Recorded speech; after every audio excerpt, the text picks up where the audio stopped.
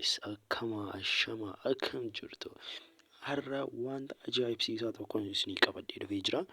Innis maal yoo jettan artistiin beekamaa fi jaallatamaa kan ture artistiin Kadir Martuu sirba haarawaa waa'ee Jawaar Mohaammed irratti baasuun dhiyeesseera jechuudha. Egaan daawwattoota keenya fuulii viidiyoo kana argachuu yoo barbaaddan liinkii description box jalaa tuquudhaan karaa san isin geessaa jechuudha. Egaan daawwattoota keenya hundumti keessanuu chaanaalii kana subscribe, like, share godhaa of information haaraa fi wantoota dhiyeenya kana social media kanarra fiigaa yoo barbaaddan like fi share gochuun nu cina ta'aa isiniin jedha.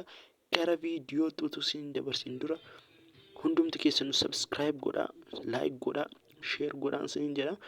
Jawaar Mohaammed immoo akkuma beektanii qabsaa'aa Oromooti. Bara durii kaasnee isa beekna. Qabsaa'aa akkamii kan turedha. Qabsaa'aa uummata Oromoo dura cina dhaabattee lafa isaan jiran hunda isaanii bukkee dhaabatee nama beekamaadha jechuudha. Eenyu irra gortu meesinis koomentii jalatti yaada keessan barreessaa. Galatoomaa.